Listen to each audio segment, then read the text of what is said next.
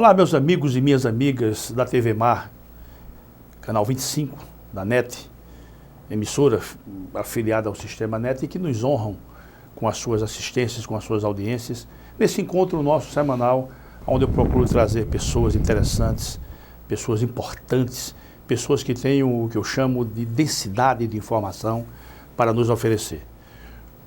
Hoje, após várias conversas, porque ele tem uma agenda muito cheia, é um médico de renome, é um médico de grande prestígio no Nordeste, conforme eu vou dizer mais adiante, mas ele abriu uma brechinha lá na sua agenda, lá no seu consultório, e veio bater esse papo conosco. Eu estou me referindo ao nosso caríssimo Dr. Fernando Tenório Gameleira, um amigo muito especial, uma amizade que a Alagoas me deu, e que nós vamos conversar com ele. Eu queria inicialmente, Dr. Gameleira, meu caríssimo Fernando, vou chamá-lo assim, eu queria inicialmente dizer da nossa honra, da nossa satisfação, não só minha, como da casa também, como da direção da casa, em tê-lo aqui para esse bate-papo.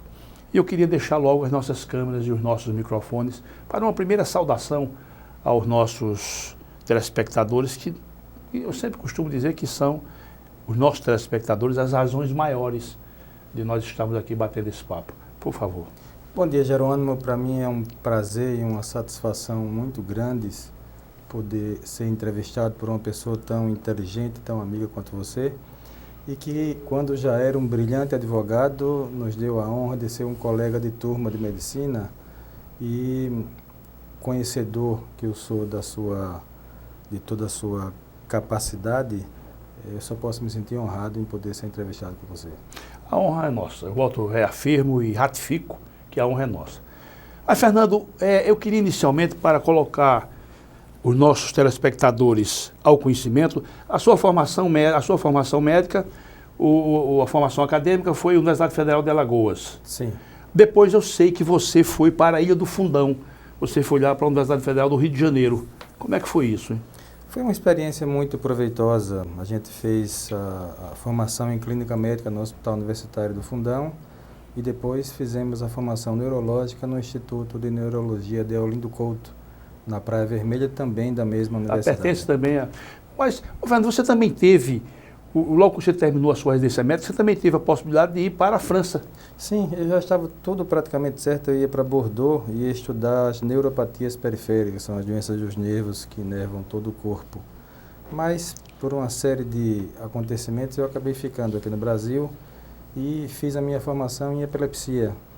Inicialmente na Universidade Federal de Pernambuco, com a parte de eletroencefalograma, e depois na PUC do Rio Grande do Sul, onde a gente fez a formação mais consistente, inclusive na preparação dos pacientes para a cirurgia de epilepsia. Epilepsia, né?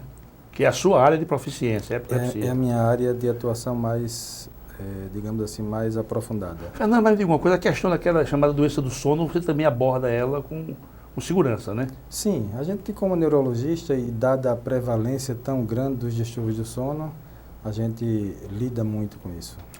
Ô Fernando, antes de nós entrarmos no nosso assunto mesmo de fundo, eu quero somente fazer essas provocações. Outro dia eu ia no carro e estava ouvindo uma médica pela rádio Jovem Pan, ela dando uma entrevista sobre enxaqueca. Ela falou de forma assim tão clara, mas de forma tão contundente, que é uma patologia, podemos chamar assim, terrível, né? Quem padece de enxaqueca, isso é uma coisa terrível. Ela não é uma doença grave, mas ela limita muito a qualidade de vida, né, da pessoa e a capacidade laborativa, porque muitos dias de trabalho são perdidos devido a essas crises. É uma coisa terrível, né? Agora, essa médica dizia que, lamentavelmente, eu ia dirigindo, como eu te falei, eu não pude aprender o nome dela, mas ela disse que é uma doença controlável, você pode conviver com ela tranquilamente. Sem nenhuma dúvida. Hoje em dia existem mecanismos que tornam a convivência com enxaqueca uma coisa muito mais socialmente aceitável, sem as grandes implicações que ocorrem quando as crises são descontroladas. Fernando, só para encerrar esse assunto da enxaqueca, ela dá um sinal antes que a crise vai ser desencadeada? Ela dá um sinal antes? Habitualmente, sim. O paciente, inclusive, quando ele tem enxaqueca e tem outros tipos de dores de cabeça, ele mesmo sem saber dizer claramente, ele identifica os primeiros sinais. Sinais, Ele né? sabe, puxa, vai começar uma crise. E aí ele de pode, enxaqueca. aí nesse momento ele pode neutralizar, ele pode... Ele pode neutralizar nessa hora, se a crise for pouco frequente, e se a crise for muito frequente, ele toma uma medicação profilática, quer dizer, para evitar que a crise aconteça, e normalmente o resultado é muito bom. Você recebe lá no seu consultório muita gente com essa queixa de enxaqueca? É uma das queixas mais frequentes Mais do nosso frequentes, né? consultório. Muito bem, Fernando. Vamos evoluindo aqui na nossa conversa, bem tranquila, bem formal. Eu estive no lançamento da sua obra, né? Você trata de epilepsia associada às cefaleias, né? Como é que foi isso aí, hein? Essa obra, inclusive, ela tem circulação hoje internacional.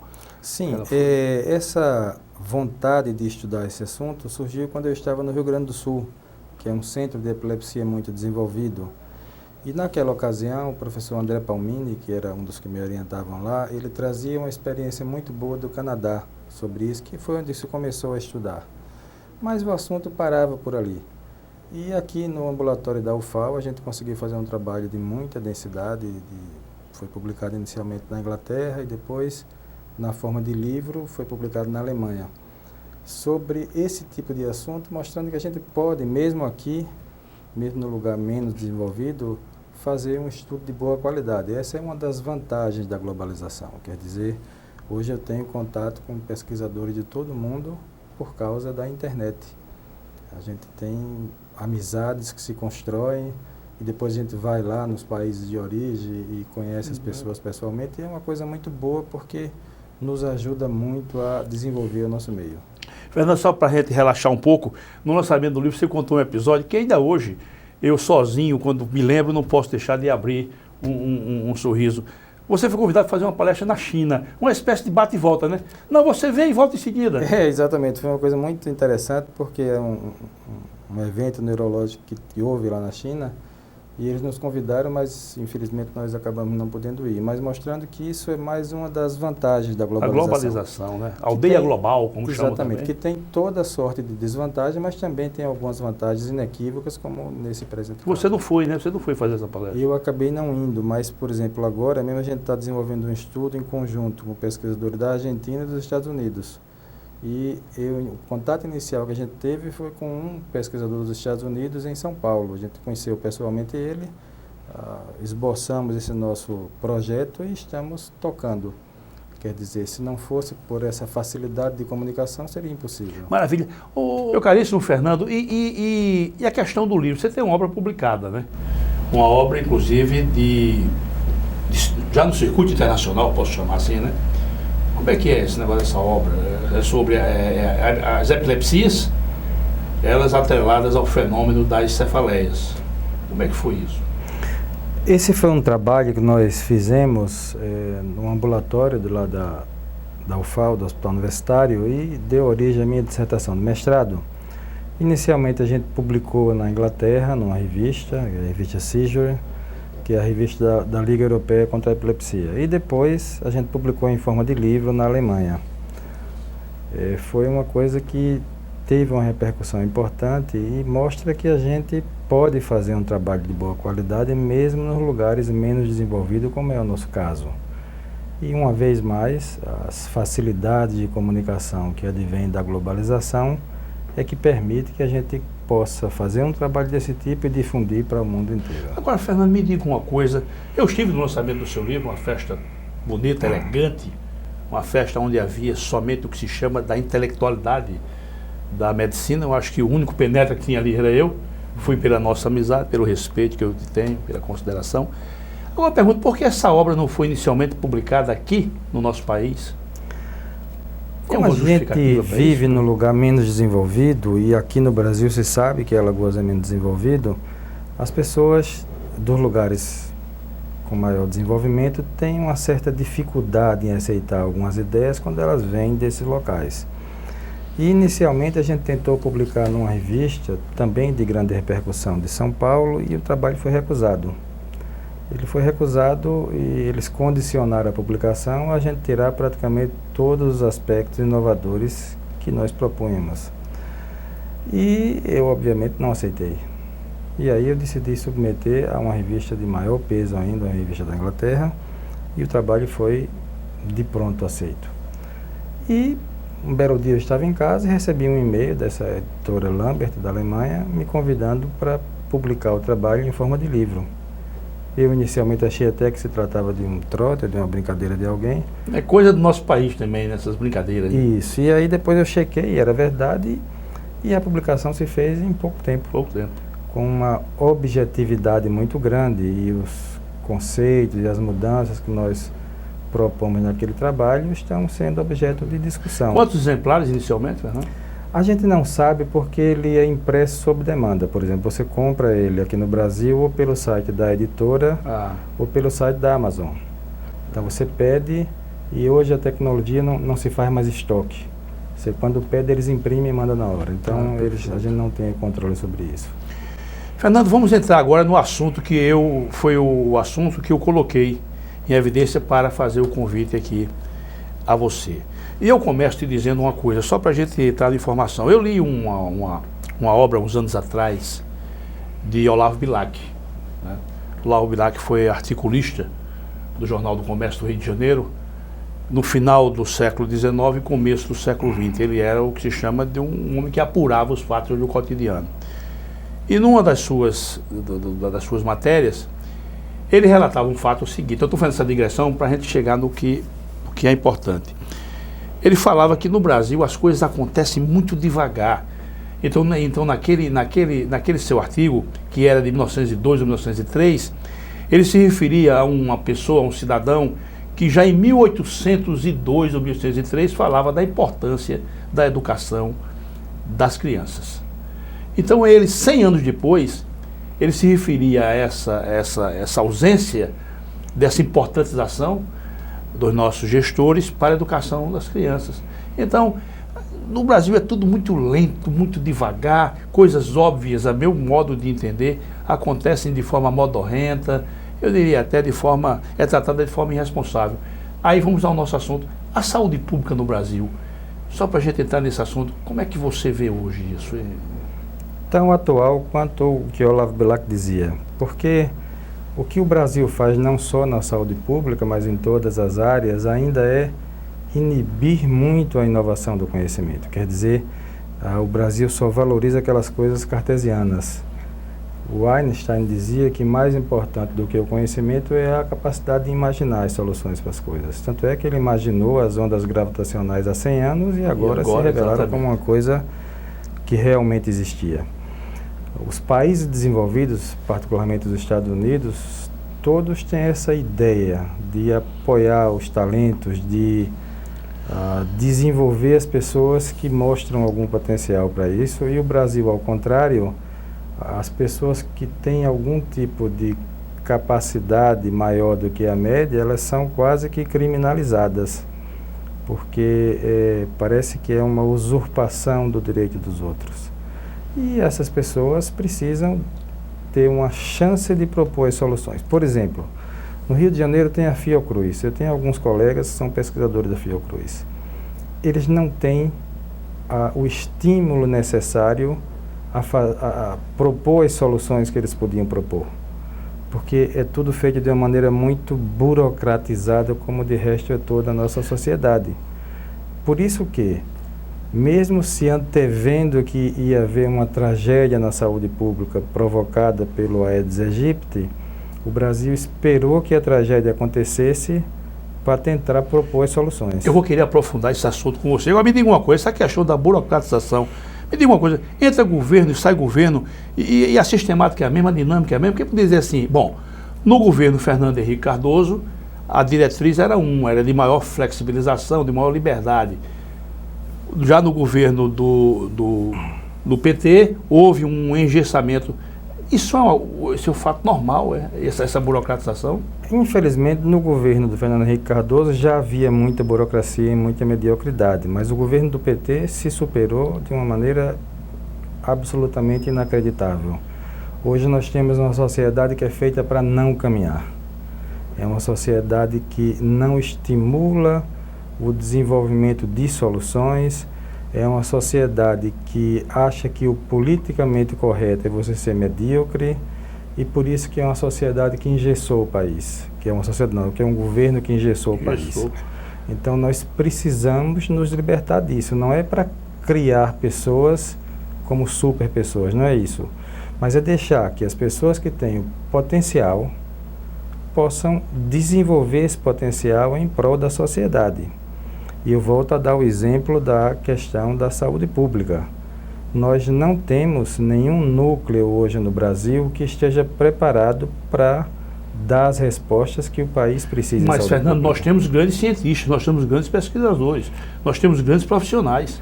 Mas esses grandes pesquisadores, se você me permitir fazer uma análise de imaginação, eu diria que eles hoje estão preocupados mais em fazer um concurso público que dê mais estabilidade.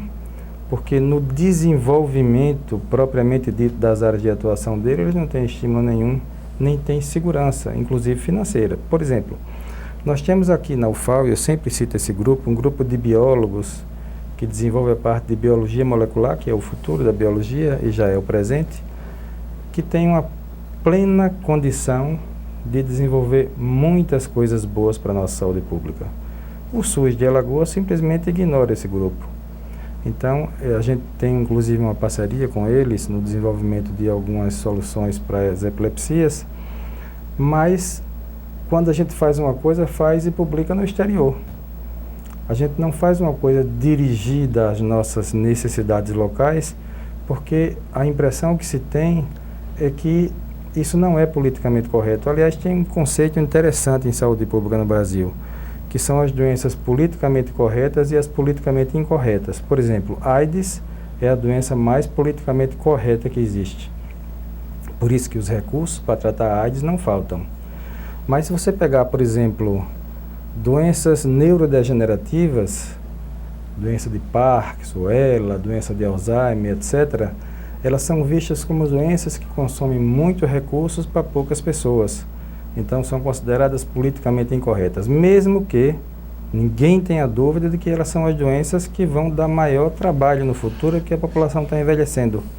E o Brasil insiste em não se preparar para isso, e quando os países que se preparam para isso vendem as soluções ao país a peso de ouro, o Brasil diz que eles são mercenários, mas o Brasil é que foi responsável a não se capacitar para isso.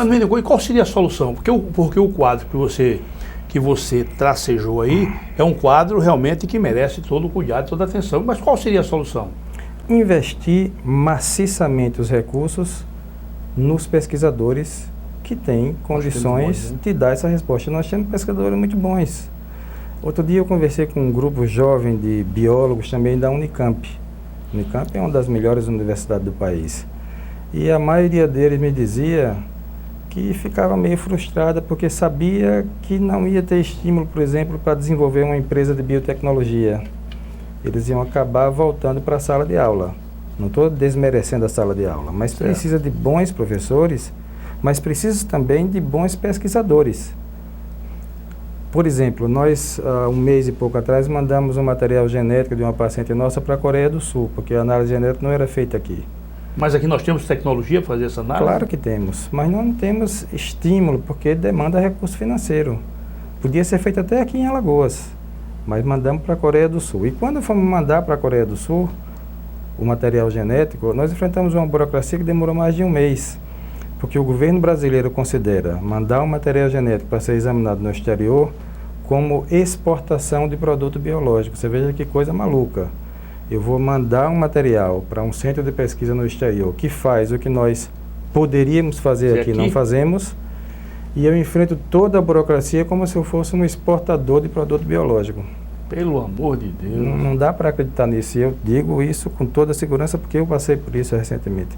Até mesmo os pesquisadores com quem eu trabalho na UFAL tiveram dificuldades em poder me orientar, porque eles também não sabiam como é que se vencia aquela burocracia tão...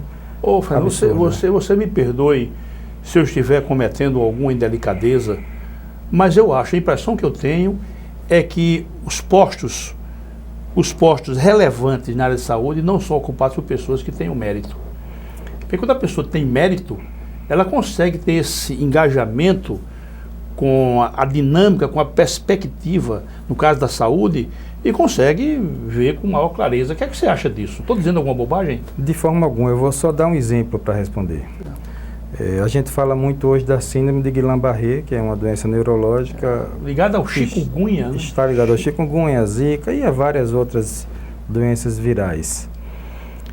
O Brasil tem os protocolos para liberar as medicações para as diversas doenças, inclusive para a síndrome de Guillain-Barré. O protocolo da síndrome de Guillain-Barré foi feito por 21 pessoas. O protocolo do Ministério da Saúde. Dessas 21 pessoas que determinam como é que se deve tratar a síndrome de Guillain-Barré, 14 não são médicas. Ô, Fernando, só me permita interromper, só para os nossos telespectadores perceberem bem a dinâmica. O protocolo é o quê? Quando se fala em medicina, protocolo. O protocolo é o que determina como devem ser feitas as ações de tratamento. Certo. Por exemplo, quais são os remédios que vão ser liberados, Certo. qual é a dose que deve ser usada, quantas vezes deve ser repetido, se for o caso. O médico pode fugir desse protocolo? Eu sempre fujo porque desobedeço, mas Certo. em tese não poderia, porque eles engessam a gente. Mas, como eu dizia, esse protocolo foi feito por 14 pessoas, por 21 pessoas, das quais 14 não são médicas, e dos 7 médicos, nenhum é neurologista. Ou seja, ninguém que fez o protocolo entende do assunto. E como é que eles chegaram à solução? Esse é o nosso governo. E, certa vez, há alguns anos atrás, eu dei entrada, pessoalmente, numa queixa do Ministério Público Federal a respeito do protocolo para o tratamento da demência associada à doença de Parkinson. Aqui em Alagoas? Aqui no Brasil. Eu dei entrada no Ministério Público Federal. Certo. O protocolo, ele é absurdamente errado. Uma coisa inacreditável. Certo. E eu dei entrada e o Ministério da Saúde então respondeu. As respostas eram mais absurdas do que o próprio protocolo. E eu então retruquei. Retruquei porque achava aquilo um absurdo. E passados vários anos a situação continua exatamente a mesma. Nenhuma Quer dizer, as solução. pessoas que determinam, elas não só imaginam o que pode fazer, elas determinam o que deve ser feito, elas não têm nenhuma noção do que estão tratando. Então, essa é a nossa estrutura burocrática. Verdadeiros parasitas impedem ou dificultam quem quer trabalhar de efetivamente atender a população. Agora eu digo uma coisa, esse atuar parasitário, eu tenho impressão, também se eu estiver dizendo alguma coisa equivocada, você pode evidentemente direcionar o entendimento de outra forma. Mas repare bem, com essa globalização, né, que chamam também de aldeia global, com essa globalização, você não acha, meu caro Fernando, que não há mais espaço para a inércia da mediocridade, para o ensimesmamento de quem não quer trabalhar, para o que se chama de engessamento da gestão de um modo geral? Você não acha que com essa globalização o indivíduo tem que sair? Não deveria haver, Geraldo, mas eu volto a falar nesses tais protocolos do Ministério da Saúde. Eles são feitos de uma maneira muito curiosa. Eles abrem uma pesquisa pública e nessa pesquisa pública qualquer pessoa pode opinar. Você pode ser um engenheiro químico ou um agrônomo e dizer, não, eu quero opinar sobre o tratamento da doença de Alzheimer. A sua opinião é aceita, porque eles consideram que isso é a democracia. E, obviamente, que isso não é democracia, isso é uma bagunça. E, isso é ridículo. Voltando, você me permita, isso é ridículo. Mas é como é feito atualmente.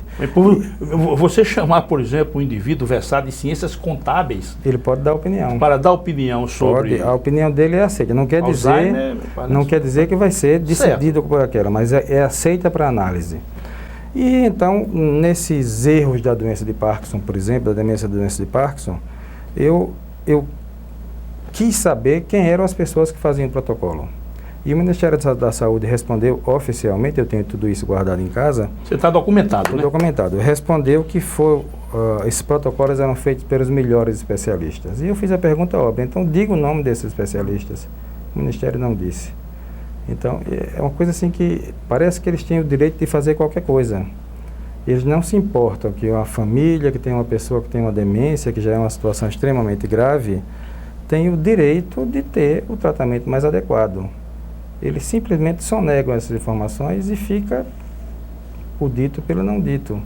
E a gente, tanto médicos quanto população, se submete a isso. Por exemplo, outro absurdo. Você tem a doença de Alzheimer, por exemplo. Doença de Alzheimer, você só tem duas situações.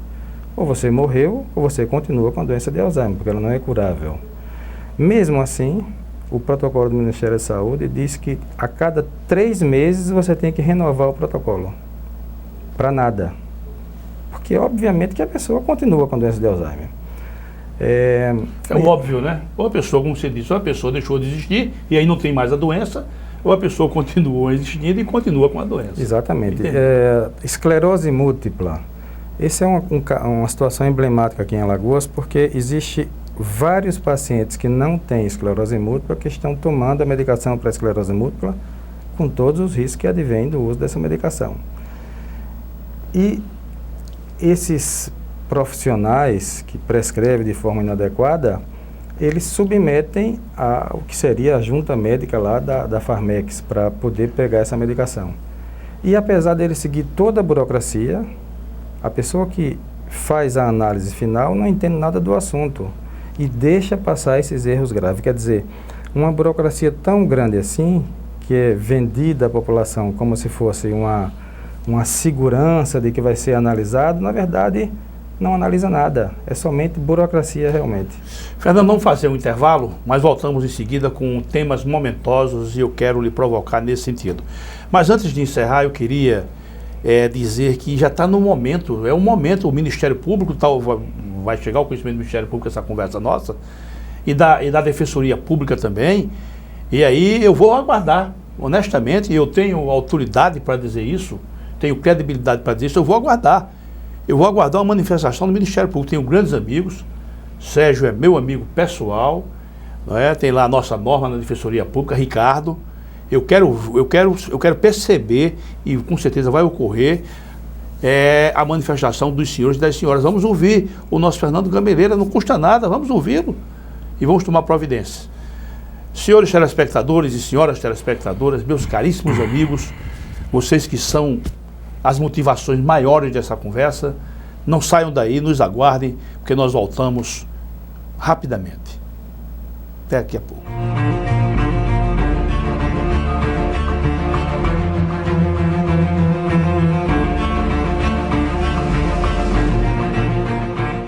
Alagoas Cursos, saiu o edital.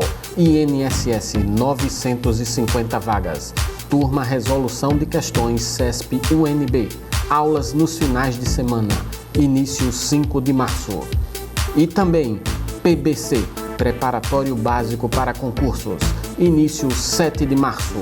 Estude com quem entende de aprovação. Alagoas Cursos, preparando para vencer. Antes de curtir o verão, passe no O Borrachão e aproveite estas ofertas. Caixa térmica Mor, 34 litros, apenas R$ 79,90 à vista. Churrasqueira elétrica Fischer, por R$ 109,90. Tenda 3x3, por apenas R$ 149,90 à vista. E que tal equipar o seu carro para o carnaval? Caixa de som 12 polegadas, R$ 740 em 12 vezes nos cartões. É verão e as ofertas estão aqui no O Borrachão. O Borrachão, o Nordeste compra aqui. O filé do Zezé é a melhor opção. Temos um cardápio variado de churrasco e comida caseira. Todos os dias, a partir das 17 horas, um delicioso rodízio de pizza. Zezé em Casa, 3313-4004. A CL Investimentos é uma empresa que trabalha com imóveis próprios. Quando precisar locar ou comprar um imóvel, procure a CL Investimentos. Aqui só locamos e vendemos imóveis próprios. Por isso, damos garantia de um investimento seguro. ACL Investimentos, Rua Durval Guimarães, Edifício Leonardo da Vinci, Ponta Verde. Fone 3327-3911. Quando o assunto é o seu carro, além de escolher a marca líder, escolha também a concessionária que faz mais por você. Por isso, a Blumari oferece o melhor atendimento em serviços, peças e acessórios. E ainda tem as melhores negociações, sendo totalmente certificada pelos padrões Fiat de qualidade e líder de mercado em seu segmento. Fiat Blumari, a marca do seu carro. Avenida Gustavo Paiva, Mangabeiras.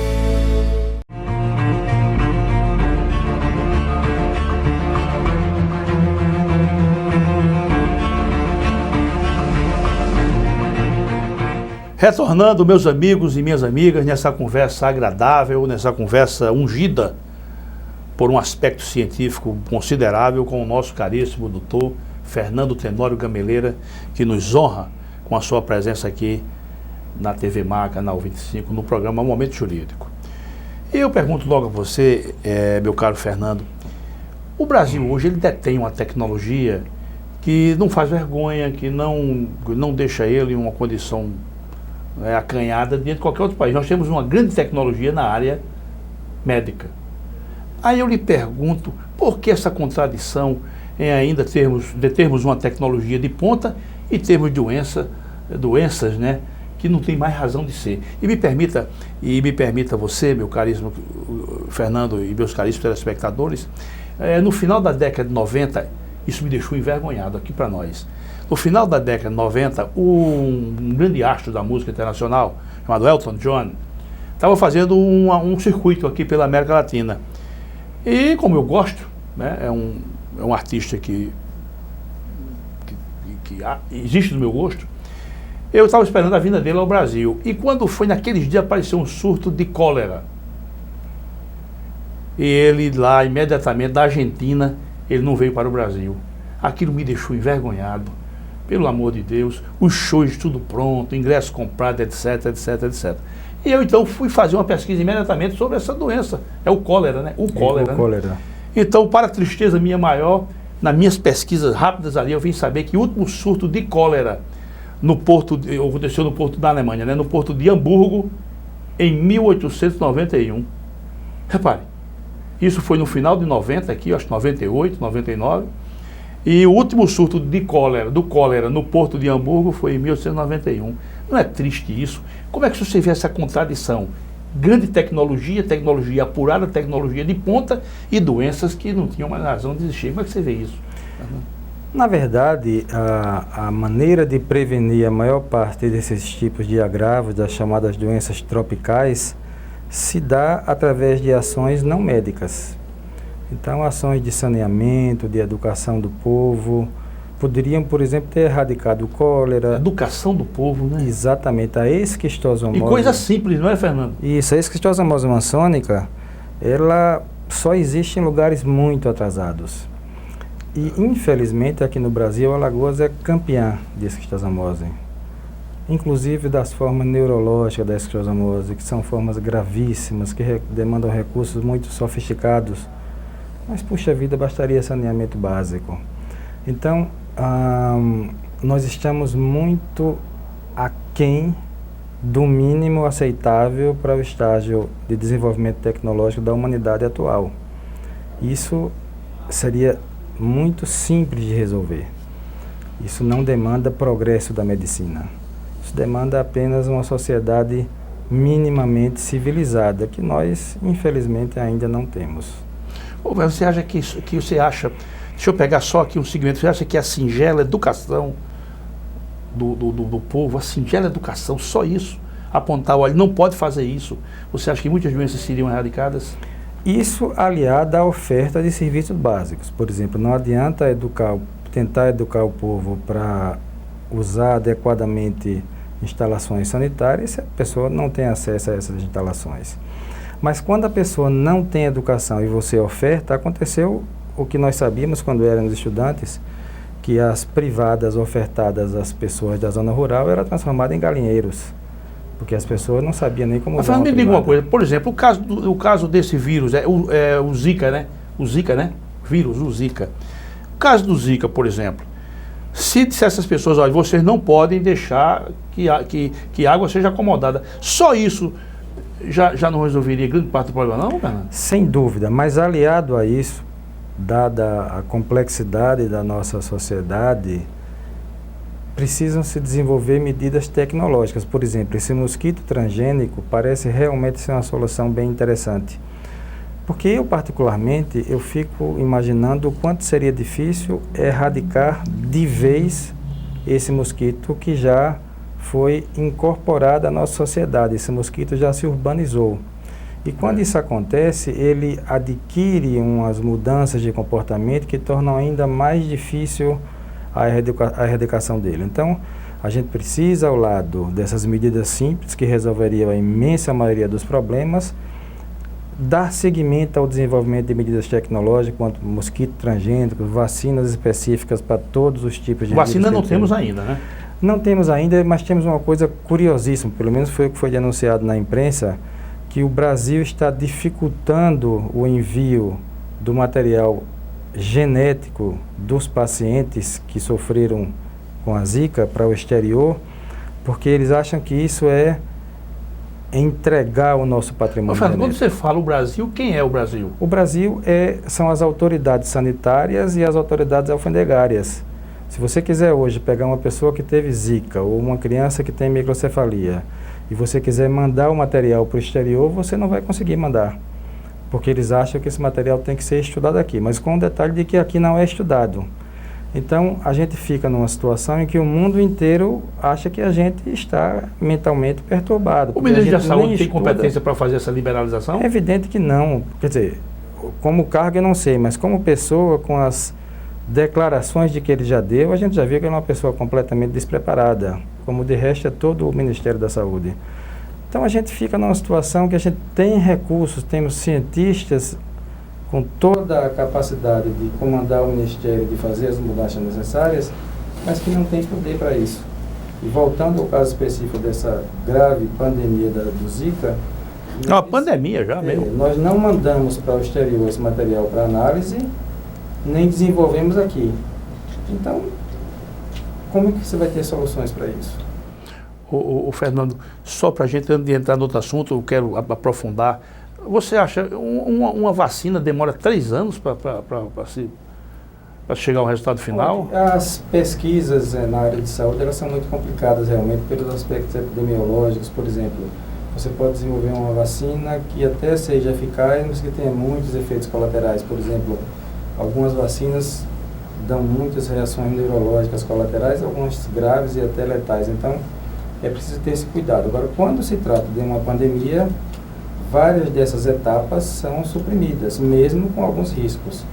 Então, eu acho que vai ser um pouco menos. Mas, na verdade, há quanto tempo já se sabia que essa tragédia ocorreria? Eu ia te perguntar, era possível se antecipar, Fernando?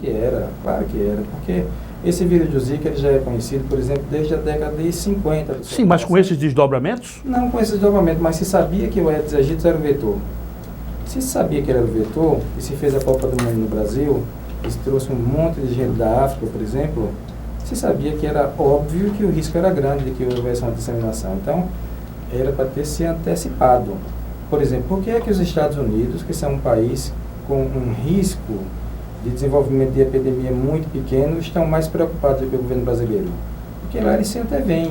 Eles sabem que o risco é pequeno, mas é real. Mas a realidade social lá é outra, né? Convenhamos. Mas eu estou falando da preocupação do governo de se antecipar. E aqui no Brasil, que se sabia que o risco era monumental, se esperou primeiro que acontecesse a tragédia para poder depois se pensar em algum... E é uma tragédia, eu estou percebendo que é uma tragédia. Outra coisa, Fernando, antes que me fuja da minha lembrança, me diga uma coisa, eu leio, né? Eu gosto de ler Folha de São Paulo, gosto de ler jornais do Sul, do Sudeste e daqui também, e uma coisa que está me incomodando é ainda essa possibilidade da microcefalia não ter nenhuma relação com o vírus. Essa possibilidade... Zika, o vírus Zika. É uma possibilidade virtual, mas é virtualmente nula. Porque é evidente que a relação temporal não pode ser negada. Quer dizer, quando houve a epidemia de Zika, houve também... Isso é só um dado, né? É evidente que sim. Então, assim, claro, você pode ter todas as evidências de que acontece um fenômeno e ser por outra causa, mas a chance de que isso seja real é tão pequena que não deve ser, no meu modo de entender, levada em conta na definição das estratégias a serem tomadas. Eu andei lendo, eu acho que na Folha de São Paulo, que um cientista, também acho que argentino, quase certeza, que ele apontou como toda essa tragédia vacinas vencidas de rubéola. Você acha que isso é possível? Eu acho que isso não é razoável. E as evidências de delegação do vírus da Zika... Você leu alguma coisa também sobre essa questão? Com a microcefalia são tão robustas que isso poderia entrar como uma coisa anedótica. E a gente sabe que as pessoas são livres para falar o que quiserem. Por exemplo, diagnóstico de morte encefálica é uma coisa já bem firmada no mundo inteiro há muitas décadas. Mas tem um cientista da Universidade Federal de São Paulo que insiste em dizer que esse diagnóstico não é uma coisa correta. Então, às vezes a pessoa está perturbada mentalmente, às vezes a pessoa quer chamar a atenção sobre si própria, mas eu particularmente eu não dou nenhuma credibilidade a esse tipo de informação. Meu caro Fernando, a sua opinião, ela é muito importante, é uma opinião muito valorosa. Como é que vai terminar tudo isso? Você consegue fazer uma previsão daqui a 1 ano ou 2? Como é que vai se encaminhando essa tragédia? Eu acho que nós ainda vamos sofrer muito. Deixa eu só te perguntar, não perca seu raciocínio. Uma criança que nasce microcéfala, há condições de ela se tornar alguma pessoa minimamente produtiva? Não. Esse aqui é o grande problema. Quer dizer, nós já somos uma sociedade pobre, nós já carregamos uma carga de problemas gigantescos que nós não conseguimos dar conta, e nós estamos criando uma geração, porque são milhares de pessoas, de pessoas que precisarão do apoio do Estado e da sociedade para resolver as suas mínimas questões. E essas pessoas poderiam e teriam o direito, e têm o direito, de serem pessoas plenamente produtivas. Então, isso é, no meu modo de entender, isso é um crime contra a humanidade. E é permanente. E a gente sabe que ainda nascerão muitas crianças com esse problema até que a gente possa controlar essa situação, o que provavelmente não se fará de forma eficaz em menos do que 4 ou 5 anos. Então é uma situação realmente trágica. A gente não está sendo alarmista, a gente está apenas sendo realista. Ô Fernando, e o governo pedir, eu achei ridículo aquilo, francamente, um negócio que me deixa atônito, pedir para que as mulheres não engravidem, isso é a solução? Olha, vocês não engravidem, não. Isso é uma solução individual do desespero. É uma coisa vergonhosa, isso não envergonha? É vergonhosa, porque é admitir o fracasso total do Estado como instituição. Porque o Estado, que deveria propor as soluções antes que o problema chegasse a esse nível de gravidade, ele foi omisso o tempo inteiro, porque é covarde e porque é feito por pessoas incompetentes. E quando a tragédia se expôs a toda a sociedade, vem essas soluções ridículas, como não engravidar, ou como é melhor contrair a Zika antes de engravidar, porque teoricamente iria se proteger. Então, não se sabe disso não ainda, né? Não se sabe disso, e além do que a pessoa que tem Zika pode desenvolver complicações neurológicas graves e morrer por causa disso. Uma outra coisa, meu caro Fernando, e como é que nós vamos caminhar com essa tragédia que assola o nosso país? Qual é a perspectiva? Como é que você consegue vislumbrar mais adiante alguma situação? Eu acho que primeiro nós, como sociedade, devemos assumir que esse é um problema de toda a sociedade. É verdade que nós temos um governo que dispensa comentários na sua inércia, na sua irresponsabilidade, mas o problema não é só do governo, é de todos nós, e nós vamos assumir todos os ônus, inclusive de manter durante toda a vida essas pessoas que foram vítimas inocentes da irresponsabilidade da nossa geração. E mudar a nossa conduta, sobretudo a conduta governamental, em relação aos nossos pesquisadores. Desburocratizar a nossa sociedade como um todo. Porque a burocracia ela se torna inaceitável na saúde, mas ela atrapalha toda a sociedade. E, infelizmente, nós que sempre fomos uma sociedade muito burocrática, nós pioramos muito nos últimos governos. Os últimos governos, eles quase que criminalizaram as pessoas que têm soluções a oferecer à sociedade. Eles acham que as pessoas deveriam ser todas medianas. Claro que nós temos que desenvolver a sociedade como um todo.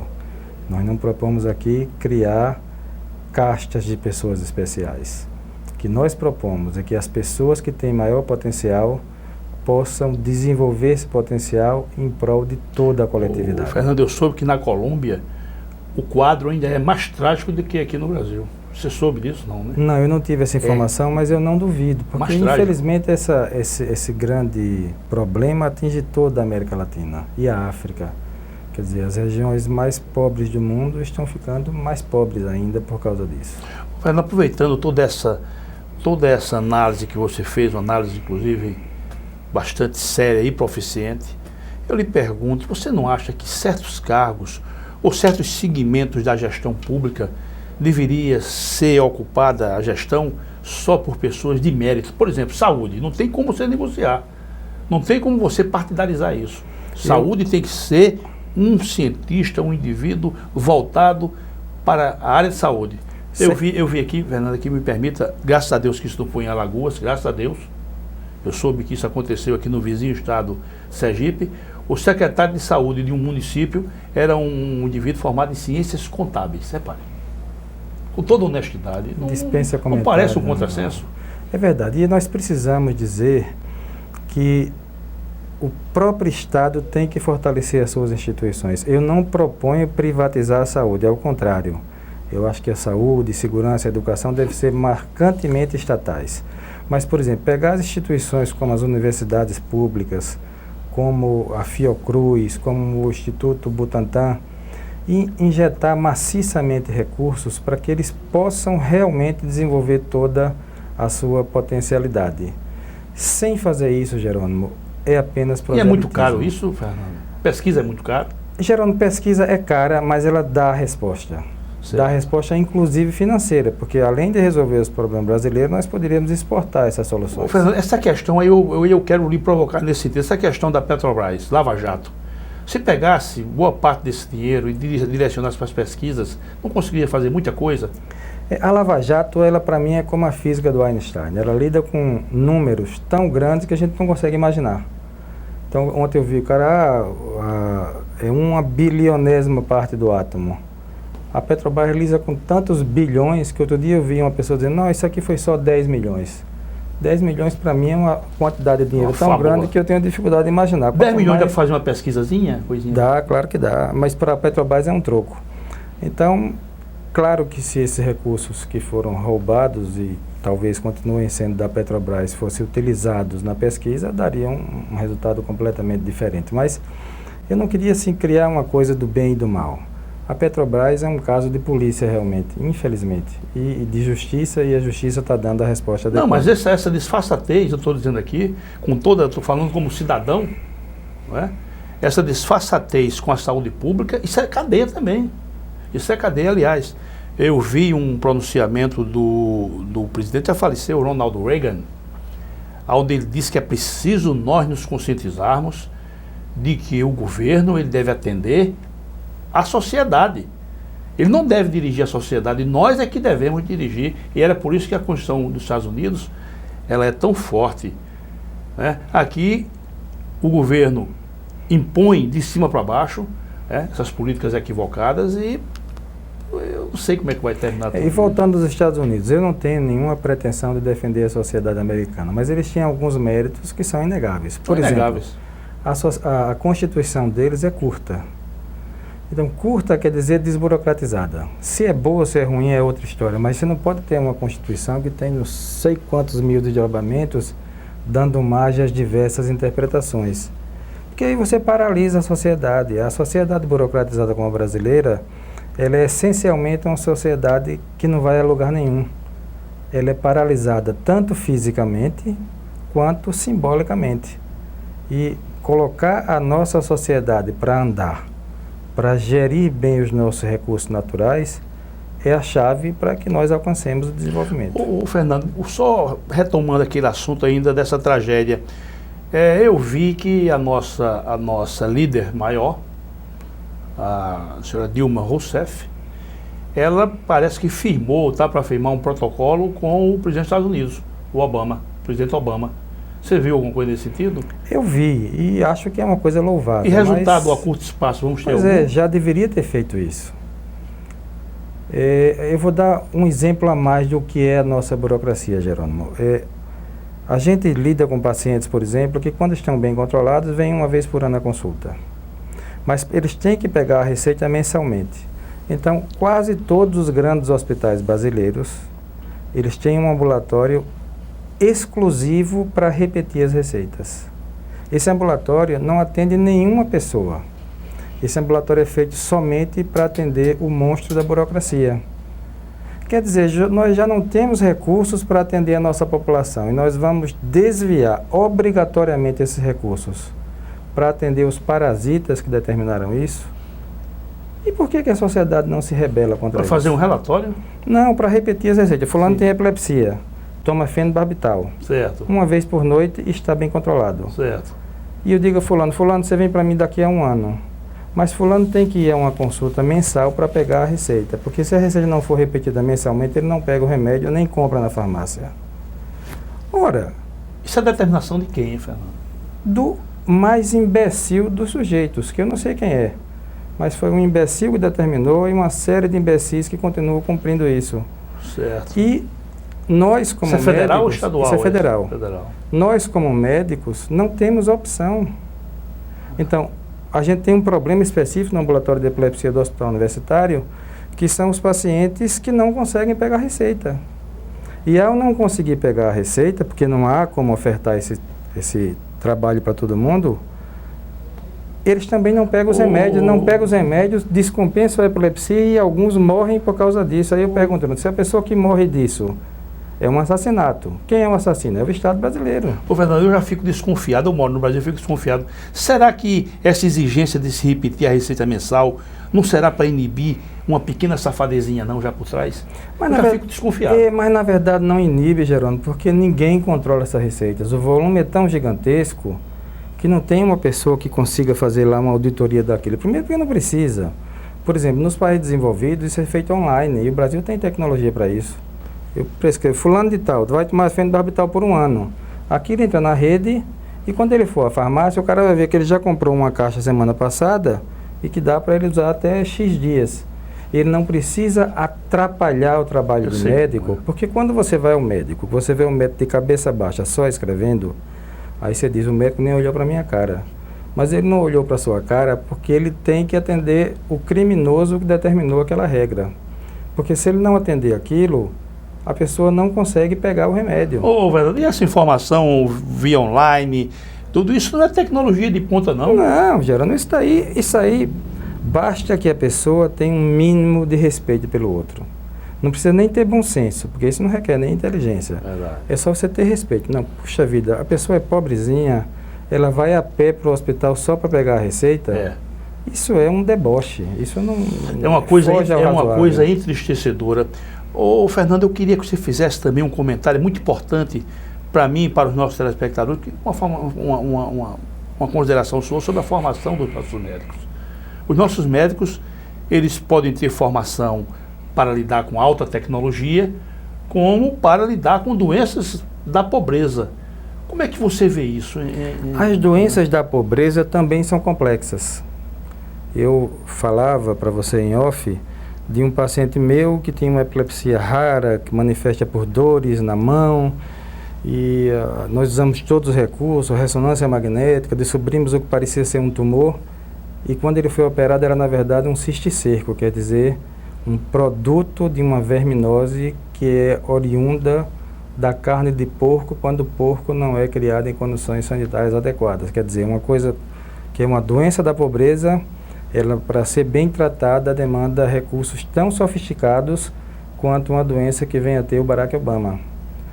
A diferença é que esses recursos, quando são usados para tratar a doença da pobreza, são desperdiçados, porque essas doenças não deviam existir. Cisticercose, no mundo desenvolvido, já tem... Desperdiçados como? Desperdiçado porque, por exemplo, esse paciente usou ressonância magnética, usou videoeletroencefalograma, usou neuropsicologia, usou cirurgia para uma doença que seria evitada se os porcos fossem obrigatoriamente criados... Usou um profissional de alto nível? Exatamente, se eles fossem criados em condições sanitárias adequadas. Quer dizer, esses recursos eram para ser usados com uma pessoa que tivesse um tumor cerebral, que é uma doença, que essa é inevitável em algumas situações. Mas quando o governo diz à população que o médico cubano, por exemplo, que não é médico, porque se forma em 3 anos... Isso foi uma brincadeira, né? Uma brincadeira de mau gosto, na verdade, para continuar a roubalheira. Então, quando ele diz que esse médico é um médico humilde, que vai tratar as doenças da pobreza, ele está mentindo para a população. Porque mesmo as doenças oriundas da pobreza mais extrema, quando elas se instalam, o tratamento delas demanda recursos que muitas vezes são recursos caros. O que a gente tem que fazer com essas doenças é erradicá-las. Elas não deveriam mais existir. Esquistosomose, doença de Chagas, são doenças medievais. Essas doenças são inaceitáveis de acontecer ainda hoje em dia. E não mais das vezes, nesse percurso aí, a questão dos recursos, né, nesse caminhar dos recursos ao desvio, né, rapaz? Criminoso, né? Esse é pior ainda, mas o que nós temos que enfrentar como sociedade, e não é só o governo, é enfrentar de cara o nosso subdesenvolvimento. Aceitar que essa pecha de que nós somos um país em desenvolvimento, quando se refere, por exemplo, aqui a Alagoas, não é verdadeiro, nós somos subdesenvolvidos. E nós só atingiremos o desenvolvimento quando nós investimos realmente em educação. Os nossos médicos são bons. Os nossos médicos são bons em geral e, apesar de todos os problemas, a formação médica vem melhorando.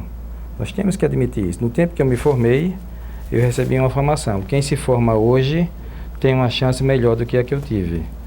Mas isso não é suficiente para garantir o atendimento adequado à população, porque demanda muito mais do que recursos humanos. Recursos humanos são inequívocos como necessários, mas recursos técnicos, recursos materiais são também muito importantes e esses recursos demandam dinheiro e a sociedade precisa investir. Ou seja, no meu modo de entender, para que o nosso governo desenvolva a nossa sociedade, ele tem que investir maciçamente em saúde, educação e segurança como oferta de serviços à população. Isso não deve ser privatizado, no meu modo de entender. O restante tudo deve ser privatizado, inclusive a Petrobras. Então, deve ser privatizado até para evitar que tenha tanta roubalheira, assim como a gente está vendo no nosso país atualmente. Meu caríssimo Fernando, nós estamos lamentavelmente, nós conversamos aqui, lamentavelmente estamos chegando ao final do nosso programa. Mas eu gostaria que você fizesse ainda, em breve síntese, uma última consideração, nem que seja de alento, né, para a nossa sociedade, de como você vê a nossa saúde pública e se você vê condições de ela melhorar. Eu sempre tenho esperanças, porque eu sou muito otimista. E eu, olhando para o passado, eu vejo que a situação em alguns aspectos melhorou bastante. Mas nós precisamos, como sociedade, primeiro nos conscientizar do nosso atraso, nos conscientizar do quanto nós desperdiçamos os nossos poucos recursos com a burocracia e ter a coragem de enfrentar um governo corrupto, um governo desumano e um governo que está perdido no meio de tantos problemas. Nós precisamos mudar isso. Não estou dizendo que isso vai ser fácil, mas mudar isso significa investir maciçamente, essencialmente, em educação, desde a pré-escola. Sou contra cotas em universidades, o que eu acho que a gente devia investir maciçamente nos nossos recursos, triplicar ou quadruplicar o salário dos professores, por exemplo, para atrair para essa carreira as melhores pessoas. Acho que fazendo isso nós temos a esperança de que ao longo de algumas décadas, não será em pouco tempo, de que a gente possa mudar substancialmente o perfil da nossa sociedade para atingir um patamar do mundo desenvolvido. Material humano nós temos. Sem nenhuma dúvida. Meus caríssimos amigos telespectadores, sem palavras. Até o próximo programa, se Deus quiser.